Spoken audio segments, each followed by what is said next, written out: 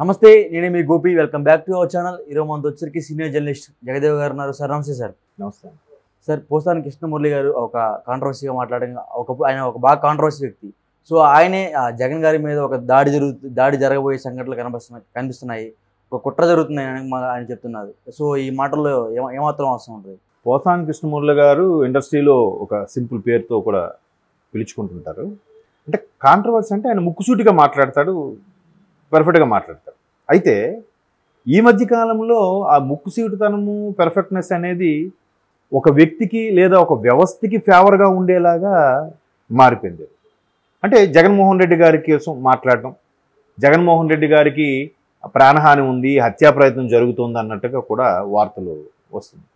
అయితే ఇక్కడ ఒక్కసారి కాసేపు ఆలోచిస్తే జగన్మోహన్ రెడ్డి గారి మీద హత్యా ప్రయత్నం జరుగుతుంది, ఆయన చంపుదామని చూస్తున్నారు, చంపాలని కూడా అనుకున్నారు అని చంద్రబాబు నాయుడు గారు అన్నారన్నట్టు కూడా ఆ న్యూస్లో నేను చూశాను.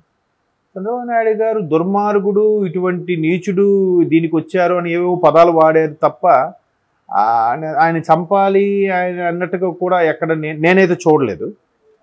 కానీ మరి చంద్రబాబు నాయుడు గారి మీద మాత్రం రకరకాల విమర్శలు చేశారు వీళ్ళు. రీసెంట్గా విజయసాయి రెడ్డి గారు కూడా ఏమన్నారు, చంద్రబాబు లాంటి వ్యక్తికి బతికే అర్హత లేదు అని కూడా అన్నారు. అంటే అర్థం ఏంటి? చనిపోవాలని కోరుకుంటున్నట్టే కదా.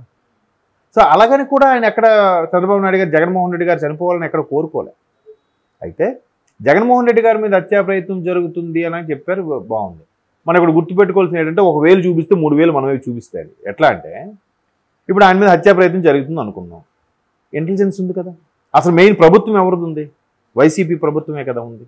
మరి వైసీపీ ప్రభుత్వం ఇప్పటికే పోలీస్ పెద్ద బాసులు కూడా, పోలీస్ పెద్ద బాసు కూడా వైసీపీకి ఫేవర్గా ఉన్న వ్యక్తి, ఆయన్నే మారుస్తారని కూడా వార్తలు వింటున్నాం కదా. మరి అలాంటప్పుడు ఆ వార్తలు వింటున్న నేపథ్యంలో ఒకవేళ ఆయన మీద హత్యా ప్రయత్నం గట్రా జరిగితే ఆ వైఫల్యం ఎవరిది? కాసేపు పోలీసులు అనుకున్నాం.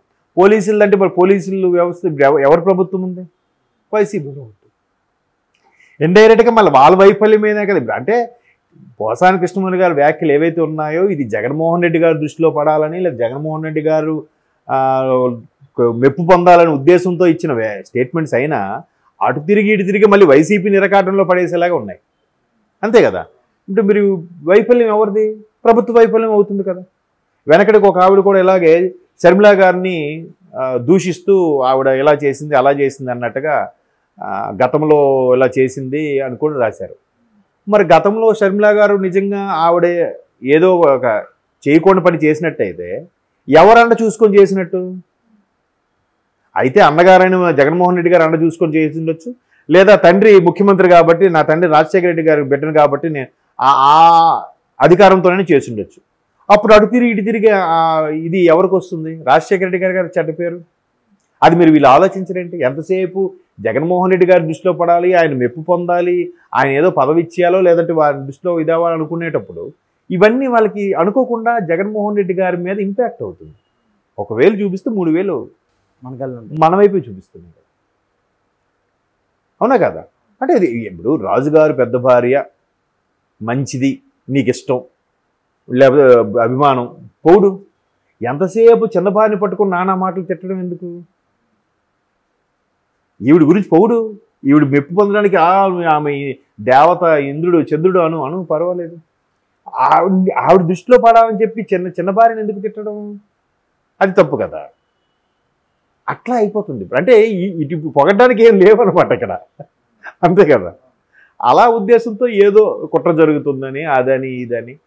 మొన్న కూడా ఒక ప్రైవేట్ ఛానల్కి ఇచ్చిన ఇంటర్వ్యూలో కూడా జర్నలిస్టులు అందరూ అడుగుతుంటారు కదా, అన్నప్పుడు కూడా వాళ్ళు అడిగిన దాంట్లో, ఈయన చెప్పిన దాంట్లో వాళ్ళు అడుగుతుంటే నన్ను డైవర్ట్ చేసేస్తున్నావు, నువ్వు వినట్లేదు నా మాట, నేను మళ్ళీ మర్చిపోతాను నేను అని చెప్పి ఈయన ఏం చెప్పాలనుకుంటే అదే చెప్తున్నాడు తప్ప వాళ్ళు అడిగింది చెప్పట్లే. నేను అది అబ్జర్వ్ చేశాను. ఆయన ఒక క్వశ్చన్కి ఒక ఆన్సర్ చెప్పాడు, అందులోంచి ఒక పాయింట్ తీసుకొని ఆ జర్నలిస్ట్ మళ్ళీ అడిగారు, సార్ మరి అలా అయితే దీన్ని ఎలా చూడాలి అని. వెంటనే నువ్వు చంద్రబాబు గారి ఫేవరెటా లేదండి వాళ్ళని అడుగుతున్నాడు ఆయన. మరి అలాంటప్పుడు అటువంటి వాళ్ళకి వెళ్ళద్దు, వాళ్ళకి చెప్పలేని పరిస్థితిలో ఉంటే అలాగే అడుగుతారు. ఇప్పుడు అందులో ఉన్న 10 మందిలో ఒకడు వైసీపీ ఫేవర్ ఉంటాడు, ఒకడు టీడీపీ ఫేవర్ ఉంటాడు, ఒక బీజేపీ ఫేవర్ ఉంటాడు, ఒక కాంగ్రెస్ ఫేవర్ ఉంటాడు. అసలు జర్నలిస్ట్కి ఎవరూ ఫేవర్ ఉండకూడదు, అందరూ ఒకేలా ఉండాలి. కానీ ఇప్పుడు వ్యవస్థ అలా లేదు కదా. ఎవరు యాజమాన్యం చెప్పినట్టు వాళ్ళు పనిచేయాల్సి వస్తుంది. కానీ అంతర్లీనంగా వాళ్ళకు ఒక ఫీలింగ్ ఉంటుంది కదా, వాళ్ళకి టీడీపీ ఇష్టమో, జనసేన ఇష్టమో, వైసీపీ ఇష్టమో, బీజేపీ ఇష్టమో అనవసరం. మిగతా వాళ్ళందరూ కూడా అలాగే అలాగే మాట్లాడలేదు. చాలామంది మన మాధవీలత గారు ఇంటర్వ్యూ ఇచ్చారు, చాలా చక్కగా మాట్లాడారు. ఏ ఒక్కరిని కూడా మీరు రేవంత్ రెడ్డి గారికి ఫేవరా, మీరు కేసీఆర్ గారి ఫేవరా అని వాడు అడగలే.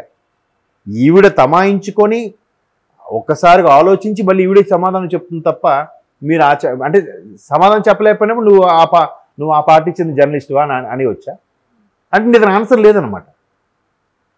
అంతే కదా. సో ఇట్లాంటి వాళ్ళ ఇంపాక్ట్ ఏమవుతుంది, అటు తిరిగి ఇటు తిరిగి మళ్ళీ ప్రభుత్వం మీదకి, పార్టీ మీదకి, అధినేత మీదకి వస్తుంది. సో అదే ఇప్పుడు నెటిజన్స్లో కూడా ఉండే విషయం ఏంటంటే, పోసాని కృష్ణమురళి గారు బాగా మాట్లాడతారు, చాలా ఇదిగా ఉంటారు, బాగానే ఉంది. కానీ ఆయన అలా మాట్లాడడం వల్ల అటు తిరిగి ఇటు తిరిగి మళ్ళీ వైసీపీ ప్రభుత్వం, ఇప్పటికే ప్రభుత్వం మీద చాలా డ్యామేజ్ ఉంది, వ్యతిరేకత ఉంది పూర్తి స్థాయిలో. అలాంటప్పుడు ఒకవేళ ఆయన మీద హత్యా ప్రయత్నం జరుగుతుందనే అంశం ఈయనకి తెలిసినప్పుడు, ఈయనకన్నా ముందు ఇంటెలిజెన్స్ తెలుస్తుందా లేదా దీనికి ముందు తెలిసిందో తెలియదు కదా, అది అలర్ట్ చేయాలి కదా, ఇట్లా హత్యా ప్రయత్నం చేసేలాగా ఉన్నారు అని. అంటే అదే చెప్తున్నాను కదా, మళ్ళీ ఏదో లేదంటే కొంతమంది ఎలా ఉంటారంటే పదవి కోసం కాకపోయినా మనుగడలో ఉన్నాము, నలుగురికి తెలిసేలాగా మనం న్యూస్లో ఉన్నాము అని అనుకొని ఇటువంటి స్టేట్మెంట్స్ ఇస్తుంటారేమో అని నేను అనుకుంటున్నాను. Okay sir, thank you sir.